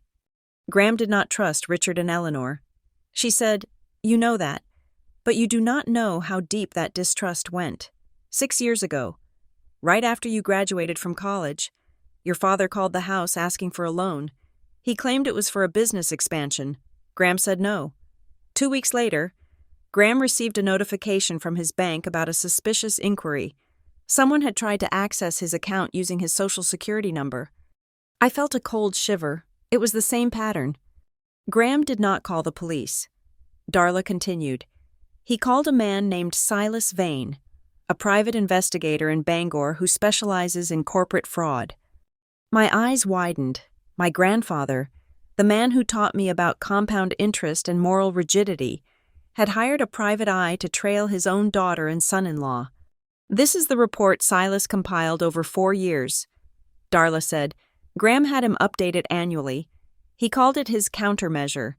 He told me that if Richard ever tried to come for the estate, or if he ever tried to come for you, I was to deliver this to your attorney. I opened the report. The first page was a summary of surveillance, but it was not photos of them in parking lots. It was a log of information trafficking. I read the entries. October 14th, 2019. Subject Eleanor Hartley contacted the registrar at Boston University posing as Sienna Hartley. Attempted to request official transcripts. Failed security questions. November 3rd, 2019. Subject: Richard Hartley contacted First National Bank, posing as a financial advisor. Attempted to verify the balance of a trust fund listed in Sienna Hartley's name. January 12, 2020. Subjects observed meeting with a shady lender in Providence. Discussion overhead regarding anticipated inheritance and using a daughter's credit profile as collateral. They were not just spending money in my name. They were actively hunting for my assets. They were stalking my financial life like predators circling a campsite, waiting for the fire to go out. Avery stood up and walked around the table. She read the page over my shoulder. Her breath hitched. "This proves premeditation," Avery whispered. "This is not a family concerned about a daughter's sudden decline. This is a documented history of them trying to breach your financial perimeter for years." Darla nodded. "Graham knew. He told me once that Richard looked at you and saw a walking ATM. That is why he structured the will the way he did. That is why he made sure you were the sole beneficiary. He was not just giving you money, Sienna. He was building a wall between you and them." I turned the pages. There were transcripts of voicemails my parents had left for bankers. There were copies of rejected credit applications they had tried to hide. It was a chronicle of greed so desperate and so persistent that it made my stomach turn. But the most damning piece of evidence was near the back. It was a copy of a capacity assessment my grandparents had undergone voluntarily.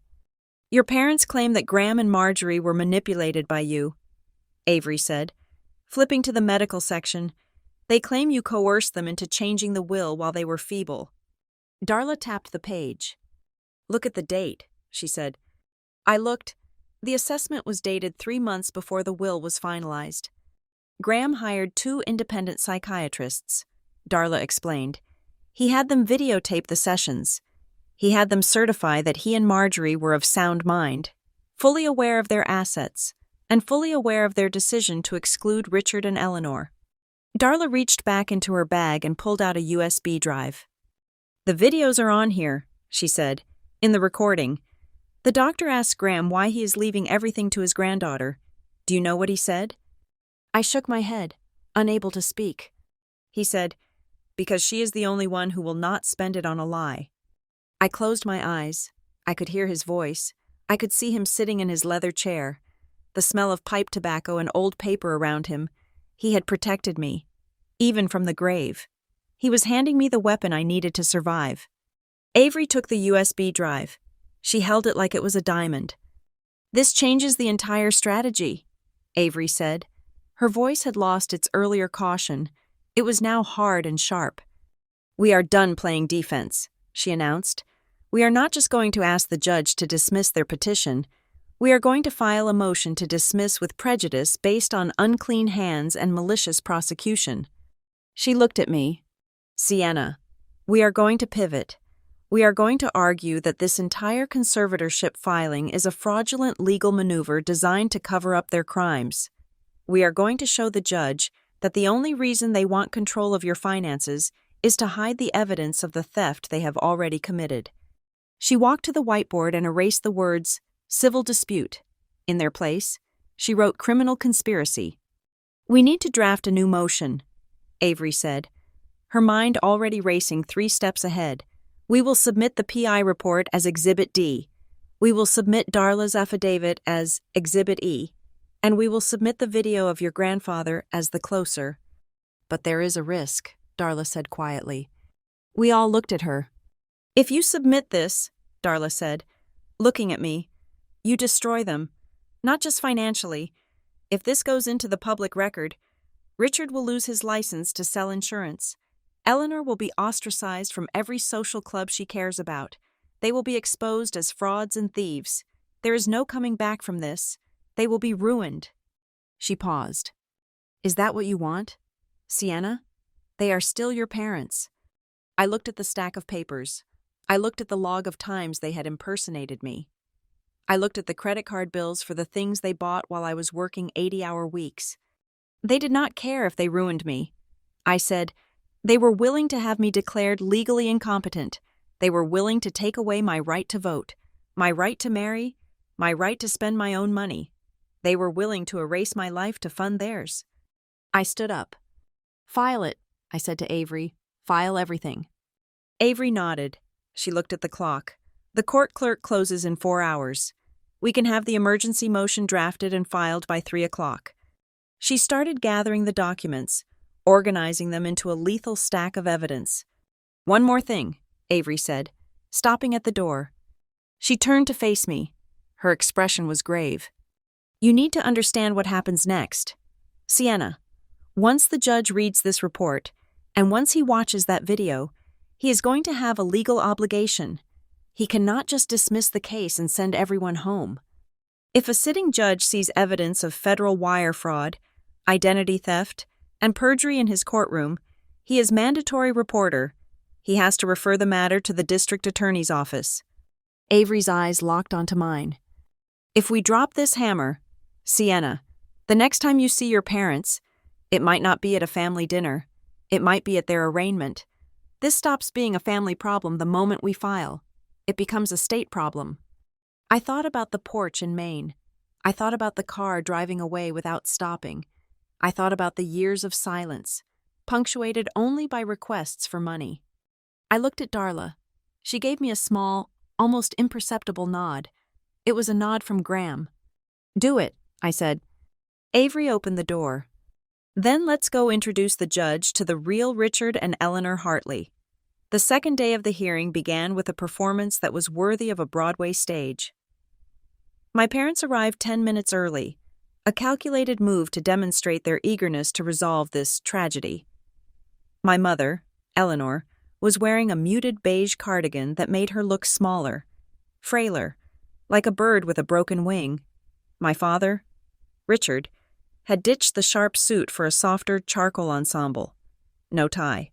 The top button undone. The uniform of a weary father who had not slept because he was too busy worrying about his daughter. Their lawyer, Mr. Sterling, opened the morning session by doubling down on the narrative of rescue. Your Honor, he said, his voice dropping to a hushed, reverent tone. We are not here to punish Miss Hartley. We are here to wrap a protective blanket around her. We have seen the erratic spending. We have seen the isolation. My clients simply want to step in, as any loving parents would, to stop the bleeding before she loses everything her grandfather worked for. I sat next to Avery, my face a mask of stone. I watched my mother dab at her dry eyes. I watched my father nod solemnly at the word bleeding. It was nauseating. Avery did not look nauseated. She looked like a surgeon who had just sharpened her scalpel. She stood up when it was her turn to cross-examine. She did not walk to the podium. She stood right next to our table, creating a deliberate distance between herself and my parents. Mr. Hartley, Avery began. She did not look at his lawyer. She looked directly at my father. You claim that your petition is driven solely by a deep, abiding knowledge of your daughter's character and a desire to protect her well-being. Is that correct? Richard leaned into the microphone. Absolutely, he said. She is my only child. I know her better than anyone. Avery nodded. She picked up a single sheet of paper. It was not a legal document. It was a blank page with a few scribbled notes. If you know her better than anyone, she said, her voice casual, can you tell the court what Sienna's official job title is? Richard blinked. He looked confused by the simplicity of the question. She is in finance, he said. She works at a bank. That is the industry. Mr. Hartley, Avery corrected gently. I asked for her title. Is she an analyst? A vice president? A director? She manages portfolios. Richard stammered. A manager. Avery made a small mark on her paper. Incorrect, she said. She is a senior investment strategist. She was promoted 6 months ago. Did she not tell you? Richard shifted in his seat. We talk about personal things, not work. She is very private. I see, Avery said. Let us try something personal then. What is the name of the primary medication she is allergic to? My mother jumped in. Penicillin? She is allergic to penicillin. Avery turned to her. Mrs. Hartley, please let your husband answer. But for the record, Sienna is not allergic to penicillin. She is allergic to sulfa drugs, a reaction that hospitalized her when she was 14. You were not there, were you? You were in Key West. Objection, Sterling shouted. Standing up? Relevance? Counsel is quizzing my client on trivia. This is a capacity hearing, not a game show. It goes to credibility. Your Honor, Avery said, her voice cutting through the noise like a whip. The petitioners claim they are the only ones who understand Sienna's needs. I am establishing that they do not even know the basic facts of her existence. Judge Klein looked at my father. His expression was unreadable, but his fingers were tapping a slow rhythm on the bench. Overruled, the judge said. Proceed, Miss Lott, but get to the point. Avery walked to the easel we had set up near the jury box. Though there was no jury, only the judge, she flipped the cover sheet to reveal the timeline we had constructed the night before. We had blown it up to poster size. The font was large, stark, and unforgiving. Mr. Hartley, Avery said, pointing to the chart, you have submitted Exhibit C, a credit card statement showing a purchase of a personal watercraft for $4,000 on July 14, 2020. You claim this proves Sienna is impulsive. Yes, Richard said, regaining some confidence. Who buys a jet ski? It is manic behavior. Avery pointed to the right side of the chart. On July 14, 2020, Sienna was physically located in London. England, Avery stated. She was logged into the secure server of Northbridge Capital from an IP address in the United Kingdom. We have submitted the flight manifest and her passport stamp as Defense Exhibit D. She looked at my father.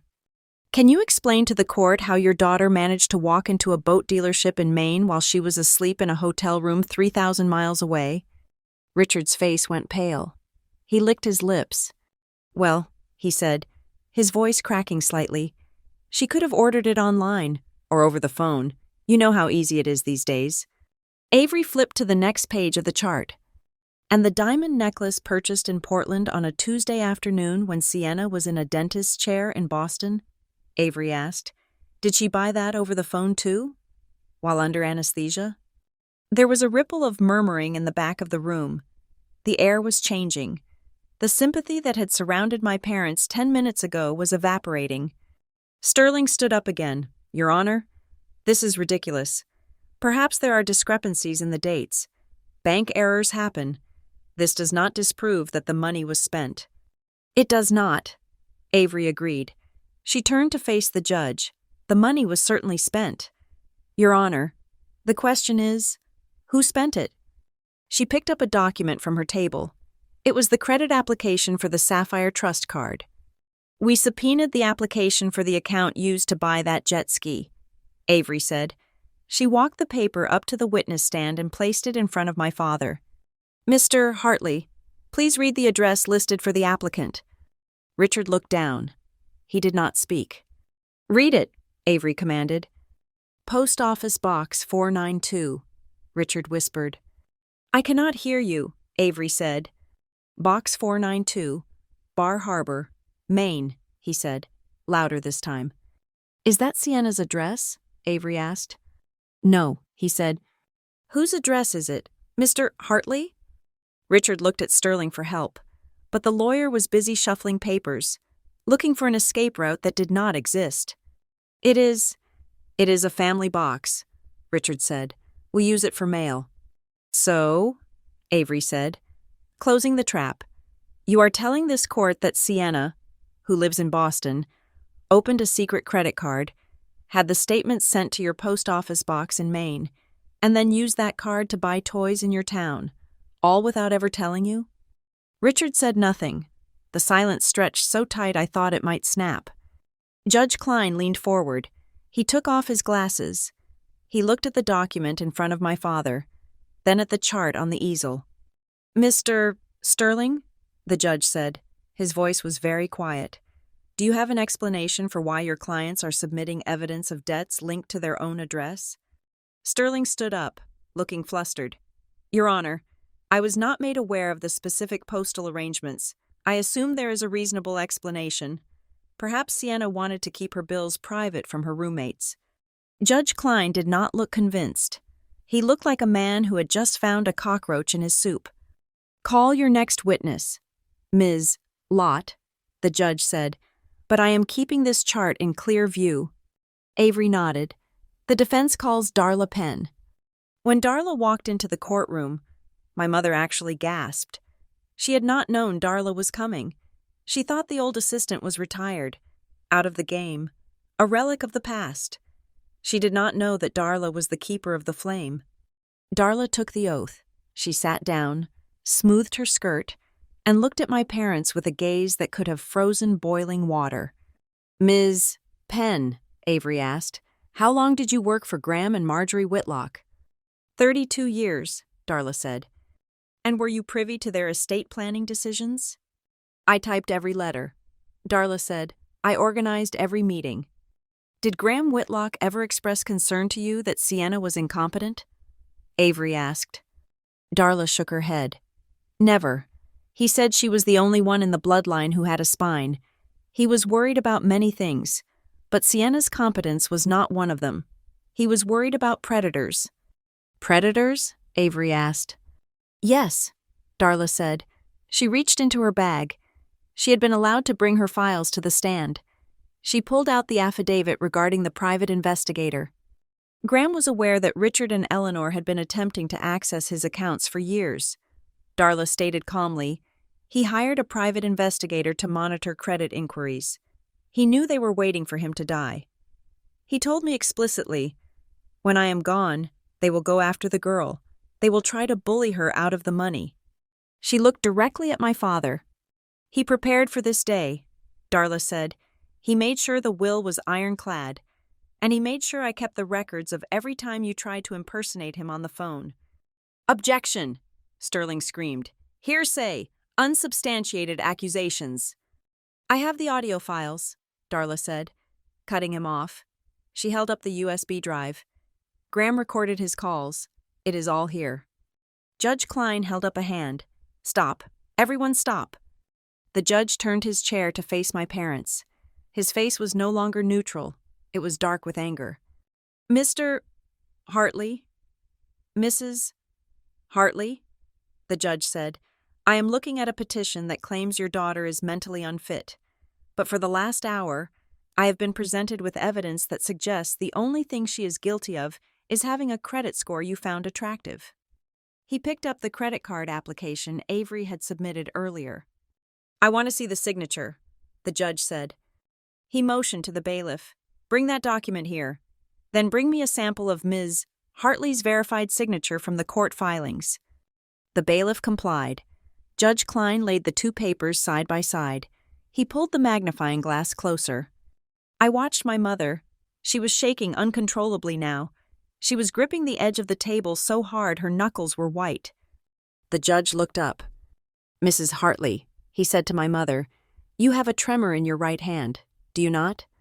My mother froze. I do get nervous, Your Honor." The judge pointed to the forged signature. "There is a distinct, rhythmic tremor in the tail of this Y," the judge said. "It matches the tremor in the signature you provided on your affidavit this morning." He looked at her with a mix of pity and disgust. "Did you sign this application, Mrs. Hartley?" My mother opened her mouth, but no sound came out. She looked at my father. Richard was staring straight ahead, his jaw clenched, veins bulging in his neck. "Answer the question," the judge demanded. His voice boomed off the walls. She was helping," my father suddenly blurted out. The room went silent. "What?" the judge asked, turning his gaze to Richard. My father stood up. He was not slick anymore. The calm patriarch mask was gone, replaced by a red-faced, desperate man who was watching his future disintegrate. "She was helping," Richard shouted. "We were managing it. Sienna was away at school. She was busy. We opened the accounts to build her credit history. We were doing her a favor." "A favor?" Avery said, stepping forward. "By buying a jet ski? By spending $50,000 on vacations?" "It was family money," my father roared. He pointed a shaking finger at me. "It was supposed to be ours," he screamed, his voice cracking. "I am the son. I worked for that old man for 20 years. I listened to his lectures. I put up with his insults. And he skipped me? He gave it all to her? to a 20-year-old girl who never did anything but study? He slammed his hand on the table. It is not fair. That asset was supposed to come to us first. We have debts. We have plans. It is our money. She is just holding it. The confession hung in the air like smoke. He had said it. He had said the quiet part out loud. It wasn't about my sanity. It wasn't about protection. It was about entitlement. It was the rage of a man who believed he was owed a fortune simply because he shared DNA with the man who earned it. My mother put her face in her hands and began to sob. A harsh, ugly sound. Judge Klein sat back in his chair. He took off his glasses and placed them gently on the desk. He looked at the court reporter. "Did you get that?" the judge asked. "Yes, Your Honor," the reporter said, her fingers still hovering over the keys. "Good," the judge said. He looked at the bailiff. "Secure the doors," the judge said calmly. "No one leaves this room." He turned his eyes back to my parents. The look on his face was terrifying. It was the look of a man who had just realized that the civil case before him was actually a crime scene. "Mr. Sterling," the judge said to my parents' lawyer, "I suggest you sit down. Your clients have just admitted to fraud on the record, and I believe we are done with the fiction that this is about a guardianship." My father stood there, panting, his chest heaving. He looked at me. For a second, the rage lingered in his eyes, but then it faded, replaced by a sudden, horrifying realization of what he had just done. I did not look away. I sat perfectly still, my hands folded left over right, just as I had practiced. I did not smile, but inside, I felt a knot loosen in my chest, a knot that had been tied there since I was 8 years old. They had finally told the truth, and it had cost them everything. The silence that followed my father's outburst was absolute. It was not the silence of peace. It was the vacuum that occurs after a bomb has detonated, but before the dust has settled. My father stood there, his chest heaving, his face a mottled map of red rage and white panic. He realized too late that his confession had not been a justification, it had been a surrender. Judge Klein did not bang his gavel. He did not need to. He simply stared at Richard Hartley with a look of profound, icy disappointment. Then, he turned to the court clerk. "Madam Clerk," the judge said, his voice terrifyingly calm, "please retrieve the sealed financial disclosure that was subpoenaed directly from the Central Banking Authority. I want the full asset trace, not the curated version the petitioners provided." The clerk nodded and handed up a heavy, red-bordered folder. This was the document Avery and I had fought to get admitted. The one that bypassed my parents' fraudulent bookkeeping and looked directly at the source code of my financial life. Judge Klein opened the folder. He spent a long time reading. The only sound in the room was the rustle of paper and my mother's muffled, hiccuping sobs. My father sank back into his chair, looking like a man who was trying to shrink until he disappeared. Finally, the judge looked up. He took off his glasses and cleaned them slowly with a microfiber cloth. "This court has heard a lot of stories today," Judge Klein began. "We have heard stories about mental instability.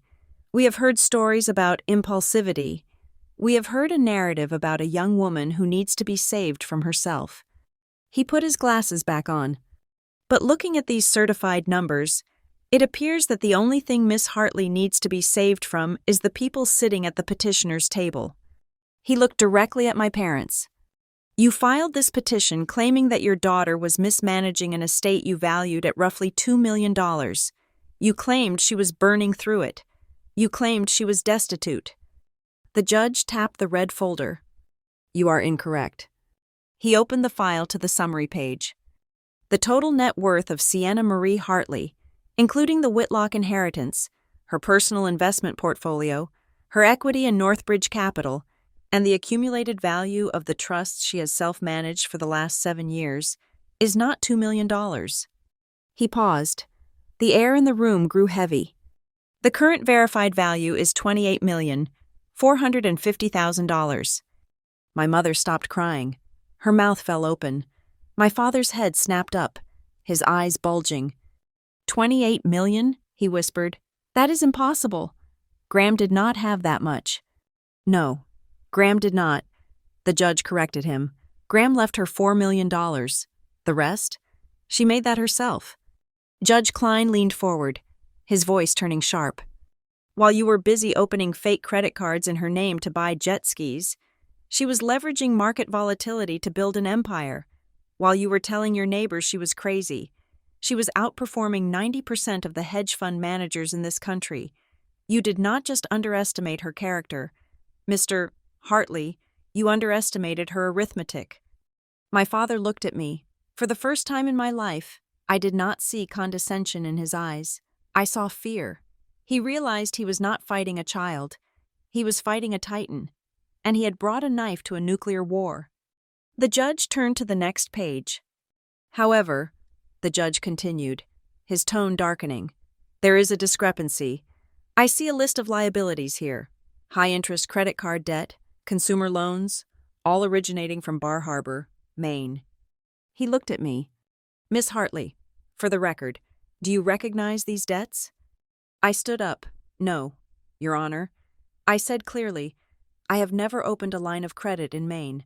I have the passport stamps, the work logs, and the biometric security data to prove I was nowhere near the point of sale for any of those transactions. Judge Klein nodded. He turned to my parents. Your daughter has $28 million in assets, yet you are here squabbling over $40,000 in credit card fraud. It is pathetic, but more importantly, it is criminal. He closed the folder with a final, decisive snap. Please rise for the ruling. We all stood. My legs felt light, as if gravity had decided to loosen its grip on me. The petition for conservatorship is denied with prejudice, Judge Klein declared. There is absolutely no evidence of incapacity. Miss Hartley is not only competent, she is exceptionally capable. My parents slumped, but the judge was not finished. Furthermore, he continued, I am ordering the petitioners, Richard and Eleanor Hartley, to pay the full legal costs of the respondent. That includes the fees for Ms. Lott, the costs of the private investigation, and the forensic accounting. But we cannot afford that, my mother wailed. Then perhaps you should not have sued a multimillionaire, the judge snapped. He looked at the bailiff. Officer, lock the doors. No one leaves yet. The atmosphere in the room shifted from defeat to dread. My father looked at the exit, then back at the judge. I am looking at clear and convincing evidence of identity theft, wire fraud, and perjury committed in my courtroom. Judge Klein said, Mr. Hartley, you admitted on the record to using your daughter's identity. Mrs. Hartley, your signature matches the forgeries. He picked up a stamp and pressed it onto the file. I am referring this entire case file, including the transcripts of today's hearing, the private investigator's report, and the fraudulent credit applications, to the district attorney's office for immediate criminal investigation. My father grabbed the table to steady himself. You are arresting us? He stammered. I am a civil judge, Judge Klein said coldly. I cannot arrest you, but I can ensure that the people who can arrest you have everything they need to put you away for a very long time. He looked at the bank of court officers. I am also issuing an immediate order to freeze all assets belonging to Richard and Eleanor Hartley to prevent the dissipation of funds prior to the criminal inquiry. You will not be spending any more of your daughter's money. In fact, you will not be spending any money at all until the FBI is done with you. My mother collapsed into her chair, sobbing uncontrollably. My father just stood there, staring at the seal of the state on the wall, realizing that the system he tried to manipulate had just crushed him. Judge Klein gathered his robes. He looked at my parents one last time. The court is not a tool to legitimize your greed, he said, his voice low and dangerous, and being a parent is not a license to strip a citizen of their rights. You came here claiming your daughter was broken. The only thing broken here is your moral compass. Court is adjourned. The gavel banged. It was the sweetest sound I had ever heard. Avery turned to me and smiled. It was the first time I had seen her smile with genuine warmth. It is over, she said. I looked across the aisle. Sterling was packing his briefcase frantically. trying to get away from his clients before the stench of failure stuck to him. My parents were sitting like statues, waiting for the bailiffs to escort them to a holding room where the investigators were likely already waiting. I did not go over to them. I did not say goodbye. There was nothing left to say.